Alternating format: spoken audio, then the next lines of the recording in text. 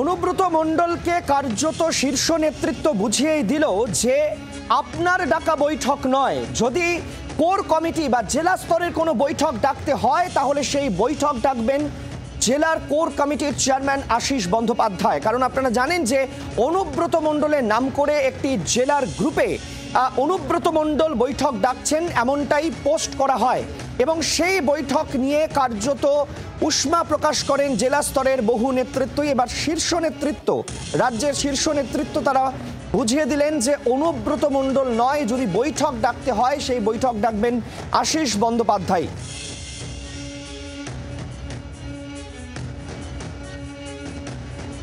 প্রবীর চক্রবর্তী আমাদের সঙ্গে এই মুহূর্তে রয়েছেন। প্রবীর, জানতে চাইবো, অনুব্রত মণ্ডলকে কার্যত বুঝিয়ে দেওয়া হলো, বার্তা দিয়ে দেওয়া হলো যে বৈঠক যদি ডাকতে হয় তাহলে আপনি নয়, ডাকবেন কোর কমিটির চেয়ারম্যান।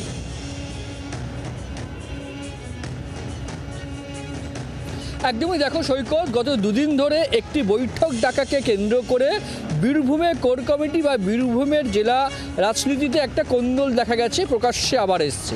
যখন কলকাতায় কাজল শেখ এবং অনুব্রত মণ্ডলের দ্বন্দ্ব মীমাংসার চেষ্টা হচ্ছে, ঠিক তার কিছুক্ষণ পরে নতুন করে সমস্যা তৈরি হয়েছে একটি বৈঠককে ডাকা কেন্দ্র করে।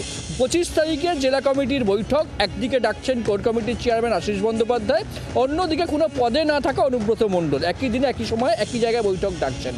এই নিয়ে স্বাভাবিকভাবেই কোর কমিটির মধ্যে একটা বিভ্রান্ত তৈরি হয়েছে, জেলা নেতৃত্বের মধ্যে একটা বিভ্রান্ত তৈরি হয়েছে। কোর কমিটির পক্ষ থেকে জানানো হয়েছে দলের শীর্ষ নেতৃত্বকে যে একই সময় একই লোক বৈঠক ডাকছে, কোন অধিকারে তিনি বৈঠক ডাকছেন বা অনুব্রত মণ্ডল বৈঠক ডাকছেন, এই প্রশ্ন উঠতে শুরু করেছিল।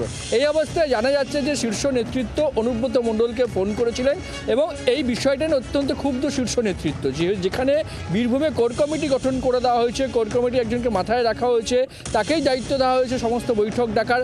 কেন অনুব্রত মণ্ডল একবারই বৈঠক ডাকছেন, এই নিয়ে ক্ষুব্ধ শীর্ষ নেতৃত্ব। সেখানে জানা যাচ্ছে যে পরিষ্কারভাবে অনুব্রত মণ্ডলকে বলে দেওয়া হয়েছে বা আশিস বন্দ্যোপাধ্যায়কে বলে দেওয়া হয়েছে, যা কিছু বৈঠক ডাকবেন কোর কমিটির যিনি চেয়ারম্যান আশিস বন্দ্যোপাধ্যায়, তিনি এখন থেকে অনুব্রত মণ্ডল এই যে বৈঠক আলাদা করে ডেকেছিলেন সেই বিষয়টা ভালোভাবে নেননি শীর্ষ নেতৃত্ব। অবশেষে তাকে বুঝিয়ে দেওয়া হয়েছে বা জানিয়ে দেওয়া হয়েছে যে যাবতীয় বৈঠক হোক, যা কিছু হোক, সেটা করবেন আশিস বন্দ্যোপাধ্যায়। বৈঠক ডাকলে আশিস বন্দ্যোপাধ্যায়ই ডাকবেন। অনুব্রত মণ্ডলকে ফোন করে শীর্ষ নেতৃত্ব জানিয়ে দিয়েছেন বলে আমরা জানতে পারছি। বেশ, আপাতত অনেক ধন্যবাদ আমাদের সঙ্গে থাকার জন্য। আমরা কথা বলছিলাম প্রবীর চক্রবর্তীর সঙ্গে, যেমনটা প্রবীর জানিয়ে দিলেন যে আশিস বন্দ্যোপাধ্যায় বৈঠক ডাকবেন, যদি বৈঠক ডাকার প্রয়োজন হয়। বৈঠক অনুব্রত মণ্ডল ডাকবেন না, এটা স্পষ্ট করে জানিয়ে দেওয়া হয়েছে, কার্যত দলের অবস্থান স্পষ্ট করে দেওয়া হয়েছে অনুব্রত মণ্ডল। বাংলার আওয়াজ, বাঙালির আবেগ, জি 24 ঘন্টা।